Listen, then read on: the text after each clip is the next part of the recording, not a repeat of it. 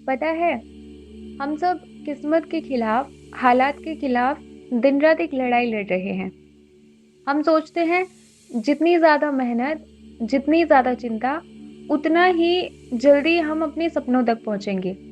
पर क्या होगा अगर मैं तुमसे कहूं कि तुम्हारी यही लड़ाई, तुम्हारी यही रेजिस्टेंस दरअसल तुम्हारे सपनों को तुमसे दूर धकेल रही है।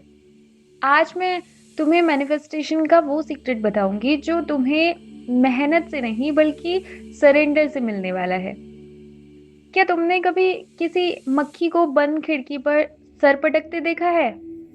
वो बाहर निकलने के लिए, उस रोशनी तक पहुंचने के लिए इतनी मेहनत करती है, अपनी पूरी एनर्जी उस कांच पर सर मारने में वेस्ट कर देती है, पर वो निकल नहीं पाती क्योंकि वो गलत रास्ते से लड़ रही है। थोड़ी ही दूर एक दरवाजा खुला है, पर मक्खी इतना स्ट्रगल में डूबी है कि उसे वो दिखता ही नहीं। हम इंसान भी बिल्कुल ऐसे ही हैं। हम बंद दरवाजों को तोड़ने की कोशिश कर रहे हैं, जबकि जिंदगी ने हमारे लिए रास्ते कहीं और खोल रखे हैं। ये बातें शायद तुमने पहले कभी नहीं सुनी होंगी, क्योंकि ये माइंडसेट किसी आम मोटिवेटर का नहीं, बल्कि उस इंसान का है जिन्होंने दुनिया के हर एक नियम को चैलेंज किया। और वो इंसान कौन है? ओशो। वो कहते हैं कि तुम्हारा स्ट्रगल ही तुम्हारी सबसे बड़ी रुकावट है। ओशो का एक बहुत ही बड़ा सीक्रेट है, नॉन रेजिस्टेंस। इसका मतलब है कि जो भी सिचुएशन है, उसे वैसे की वैसे ही एक्सेप्ट कर लो। अगर तुम किसी चीज से नफरत करते हो, तुम उसे अपनी एनर्जी दे देते हो। अगर तुम गरीबी से नफरत करोगे तो तुम गरीबी को ही मैनिफेस्ट करोगे। आइए एक सिचुएशन के थ्रू इसे समझते हैं। मान लो तुम्हारा कोई बहुत बड़ा काम रुक गया, या फिर कोई नुकसान हो गया। एक नॉर्मल इंसान तुरंत डिफेंस मोड में आ जाता है। वो टेंशन लेगा, डरेगा, और हर वक्त यही सोचता रहेगा कि ये क्यों हुआ। वो उस दुख को रेजिस्ट करता है। लेकिन अगर ओशो वहां होते तो वो क्या करते? वो बस एक विटनेस बन जाते। वो कहते, ठीक है, दुख आया है, इसे पूरी तरह से महसूस करो। जब तुम लाइफ को यस कहना शुरू कर देते हो तो तुम्हारी वो सारी एनर्जी जो पहले लड़ने में खर्च हो रही थी, वो एक मैग्नेटिक फोर्स बन जाती है। लोग अक्सर मैनिफेस्टेशन को शॉपिंग लिस्ट समझ लेते हैं। मुझे ये चाहिए, मुझे वो चाहिए, मुझे ये ऐसे करना है, मुझे वो वैसे करना है। पर ओशो कहते हैं कि एग्जिस्टेंस को तुम्हारी जरूरत से फर्क नहीं पड़ता, उसे तुम्हारी वाइब्रेशन से फर्क पड़ता है। अगर तुम भिखारी बनकर मांगोगे तो तुम्हारी वाइब्रेशन लेग की है। सच्चा मैनिफेस्टेशन मांगना नहीं बल्कि होने की स्थिति है। यानी बस फील करना कि वो चीज ऑलरेडी हमारे पास है। ग्रेटिट्यूड वाली फीलिंग, फुलफिल वाली फीलिंग। तुम अमीर तब नहीं बनते जब तुम्हारे पास पैसे आते हैं। तुम अमीर तब बनते हो जब तुम्हारे अंदर अमीरी की फीलिंग पैदा हो जाए। ये संसार एक मिरर है। अगर तुम मिरर के सामने खड़े होकर उसे गुस्सा दिखाओगे तो मिरर भी तुम्हें गुस्सा ही दिखाएगा। लोग बाहर की दुनिया बदलने की कोशिश करते हैं, पर वो मिरर को साफ करने जैसा है, जबकि गंदगी उनके खुद के चेहरे पर होती है। ओशो हमें सिखाते हैं कि बाहर की दुनिया को बदलने की कोशिश करना एकदम बेकार है। अपने अंदर की वाइब्रेशन को बदलो। जो तुम्हारे अंदर है वही तुम्हें बाहर भी मिलेगा। बिल्कुल वही तुम्हें बाहर दिखाई देगा। हम सब इतने ज्यादा डोयर्स बन गए हैं कि हमने यूनिवर्स को अपना काम करने का मौका ही नहीं दिया। ओशो कहते हैं, किसी सीड को मिट्टी में डालो और भूल जाओ।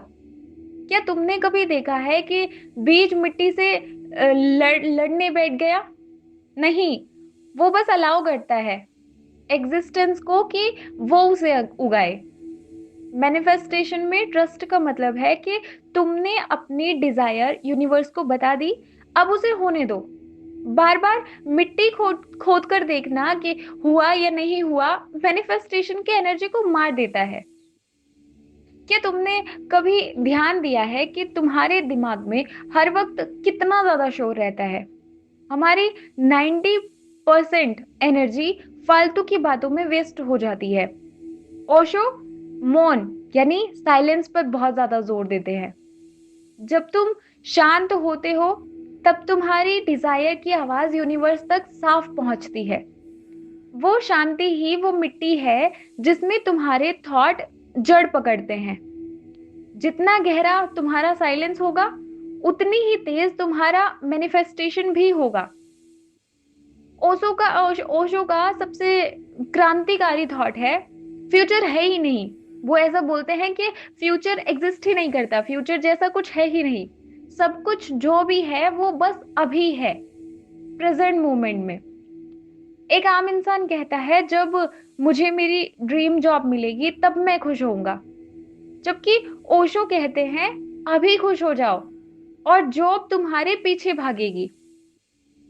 एग्जिस्टेंस कभी उन लोगों को नहीं देती है जो भिखारी बनकर मांगते हैं, वो उन्हें देती है जो सम्राट की तरह जीते हैं। आज से ऐसे जियो जैसे तुम्हारे पास वो सब कुछ है जो तुम चाहते हो। निगेटिव चीजें भी हम हमेशा सोचते ही रहते हैं ना, तो उसके अगर अपोजिट जाकर हम बस पॉजिटिव सोचे, चाहे वो चीजें एग्जिस्ट करती है चाहे नहीं करती है, अगर हम खुद को खुश रखने की कोशिश करें, पॉजिटिव रहे, तो इसमें प्रॉब्लम ही क्या है? निगेटिव चीजों को भी तो हम अपनी एनर्जी देते ही है ना।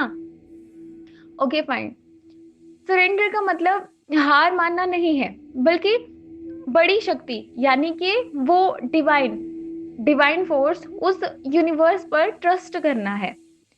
जब तुम कहते हो मैं नहीं, अब तू देख ले, तो तुम अपनी छोटी सी ईगो की एनर्जी को हटाकर पूरे यूनिवर्स की एनर्जी से जुड़ जाते हो।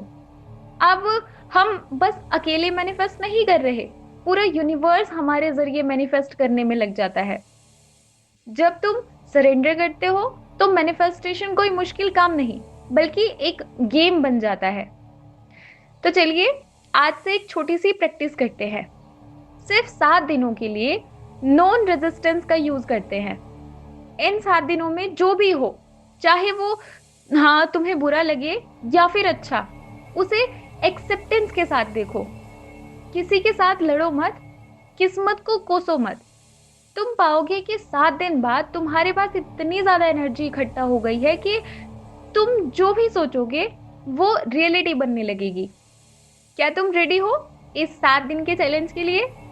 इस एक्सपेरिमेंट को करके देखो और खुद एक्सपीरियंस करो कि कैसे मैनिफेस्टेशन एक मैजिक नहीं बल्कि एक नेचुरल कॉन्सिक्वेंस है। Thank you so much for listening me today.